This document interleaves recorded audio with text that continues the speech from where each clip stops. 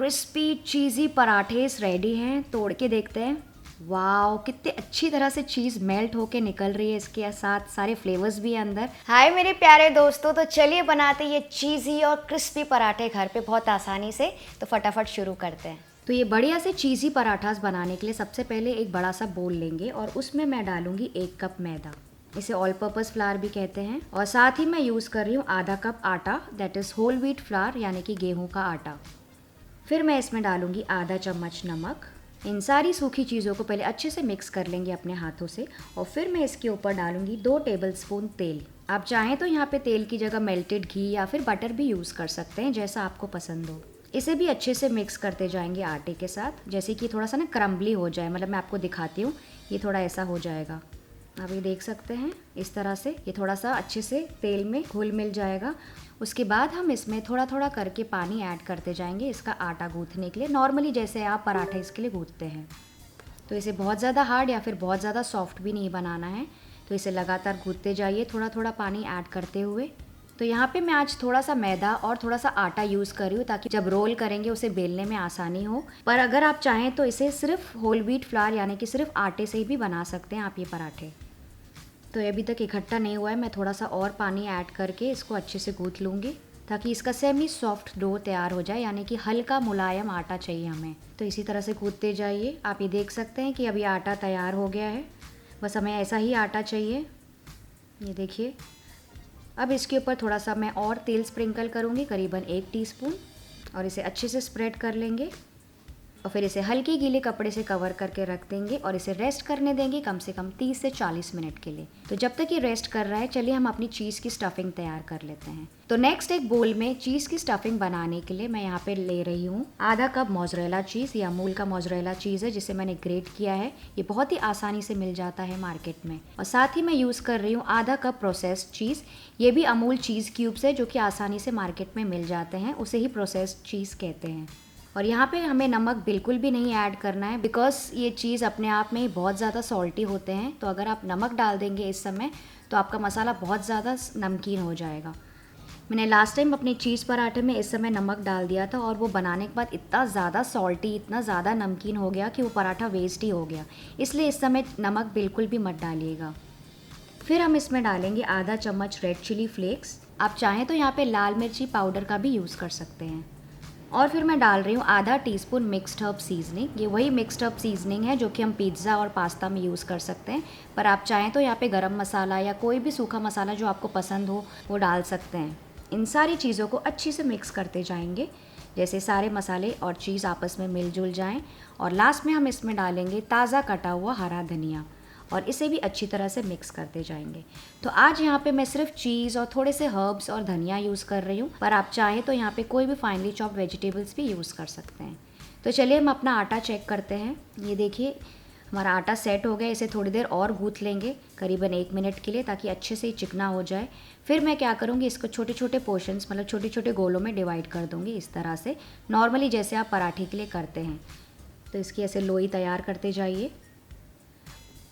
और फिर हमें क्या करना है, इसकी एक लोई हम लेंगे और नीचे थोड़ा सा मैं सूखा आटा स्प्रिंकल कर लूँगी। इसे थोड़ा अपने हाथों से दबा लेंगे और फिर इसे अच्छे से बेलते जाएंगे।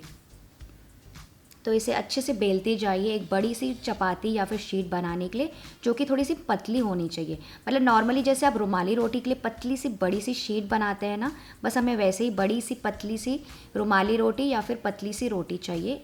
आप देख सकते हैं किस तरह से मैं बेल रही हूँ। ये देखिए, ये इतनी पतली है, बहुत ज़्यादा पतली भी नहीं है लेकिन बहुत ज़्यादा मोटी भी नहीं है। और जब मैं अपना हाथ इसके नीचे से ऐसे डाल के देख रही हूँ, तो आप अपना हाथ देख सकते हैं, मतलब ये थोड़ी सी सी थ्रू है। बस इतनी ही पतली रोटी होनी चाहिए कि आप अपना हाथ इसमें से आसानी से देख सकें, लेकिन बहुत ज़्यादा पतली भी मत कीजिएगा, वरना वो फटने लगेगी। फिर हम क्या करेंगे, इसके ऊपर थोड़ा सा बटर स्प्रेड कर लेंगे। आप चाहें तो यहाँ पे तेल भी लगा सकते हैं या फिर घी भी यूज़ कर सकते हैं। और अब देखिए मैं क्या कर रही हूँ, इसके इस तरफ का हिस्सा मैं इसे सेंटर में लेके जा रही हूँ ऐसे, और इसे सेंटर में ऐसे थोड़ा सा फ्लिप करके ऐसे प्लेस कर दूँगी। और इसी तरह से दूसरे साइड का भी हिस्सा मैं सेंटर की तरफ ऐसे फ्लिप करके यहाँ पे रख दूँगी। ऐसा करने से आपको अच्छा सा बेस मिल जाएगा चीज़ की स्टफिंग के लिए, और आपके पराठे भी बहुत ना फ्लेकी फ्लेकी और क्रिस्पी से बनेंगे। हालांकि स्टेप ऑप्शनल है, आप चाहें तो यहाँ पे डायरेक्टली भी आप पराठेस बना सकते हैं, बीच में चीज़ की स्टफिंग रख के, लेकिन ऐसा करने से आपके पराठेस बहुत ही क्रिस्पी, फ्लेकी और अंदर से बहुत ही अच्छे बनेंगे और आपकी चीज़ भी बाहर नहीं निकलेगी पकाने के समय। अब इसके ऊपर हम क्या करेंगे ना, हमारी चीज़ की मिक्सचर रख देंगे, जो भी हमने चीज़ ग्रेट करके मसालों के साथ बनाई थी उसमें अच्छे से प्लेस कर दीजिए, फैला दीजिए जितनी कम या ज़्यादा आपको रखनी है। तो मैंने यहाँ पे इतनी चीज़ रखी है जैसे उसमें अच्छे से फिट हो जाए। और फिर हम क्या करेंगे, इस हिस्से को इसके ऊपर की तरफ ऐसे लेके जाएंगे और अपने हाथों से जो इसके कॉर्नर्स और एंड्स हैं ना, ऐसे ऐसे चिपकाते जाएंगे अपने फिंगर टिप्स के साथ, ताकि वो अच्छे से उसमें चिपक जाए और एक पार्सल जैसा बन जाए और ये मसाला बिल्कुल भी निकले ना पकाने के समय। इसी तरह से दूसरे साइड का भी हिस्सा मैं इसके इस तरफ ऐसे फ्लिप करके फिर से अपनी उंगलियों से ऐसे हल्का सा दबा दूंगी, ताकि इसका परफेक्ट सील्ड पार्सल तैयार हो जाए। तो सेंटर में भी थोड़ा सा दबा लीजिए। ये देखिए, ये एक परफेक्ट पार्सल, चीज़ी पार्सल या फिर चीज़ पराठा रेडी हो गया है। नेक्स्ट आप कोई भी पैन, तवा, नॉनस्टिक पैन, जो भी पैन आपके पास है उसे अच्छे से गर्म कर लीजिए मीडियम हाई फ्लेम पर, और फिर हम इसे ग्रीस करेंगे थोड़े से बटर, घी या फिर तेल के साथ। तो आज मैं यहाँ पे अपना ये पुराना तवा यूज़ कर रही हूँ। पता नहीं क्यों मुझे ये तवा बहुत ज़्यादा पसंद है। नॉर्मली मैं अपने सारे पराठे और ऑमलेट्स बनाने के लिए यही वाला तवा, ये बहुत पुराना तवा है, मैं यूज़ करती हूँ, लेकिन मुझे बहुत ज़्यादा पसंद है इसलिए मैं यूज़ करती हूँ। आपके पास भी कोई घर में ऐसा तवा ज़रूर होगा जो आपको बेहद पसंद हो। अगर हाँ तो मुझे कमेंट करके बताइए। तो बस अब क्या करना है, इसके ऊपर हम अपना सील्ड वाला पार्सल, चीज़ पार्सल इसके ऊपर डाल देंगे और इसे एक तरफ पकने देंगे 30 से 40 सेकंड के लिए। मीडियम फ्लेम पर ही पकाना है फ्रेंड्स, बहुत ज़्यादा हाई फ्लेम पे नहीं पकाना है। और जब तक एक साइड पक रहा है हम ऊपर की तरफ डाल देंगे थोड़ा सा मक्खन या फिर घी, और फिर इसको दूसरी तरफ से पलट लेंगे। आप देख सकते हैं इसमें हल्का हल्का कलर आने लगा है, क्योंकि हमें इसे लो से मीडियम फ्लेम पर ही पकाना है। तो इसके इस तरह भी फिर से थोड़ा सा मक्खन ग्रीस कर लेंगे और इस तरह से आप पलट पलट के इसको पराठे को पका सकते हैं।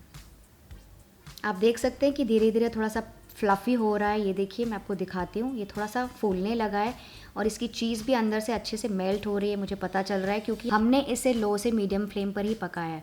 तो ध्यान रखिए फ्रेंड्स, इसे हाई फ्लेम पे नहीं पकाना है, वरना ये ऊपर से जल जाएगा और अंदर से आपकी चीज़ मेल्ट नहीं होगी।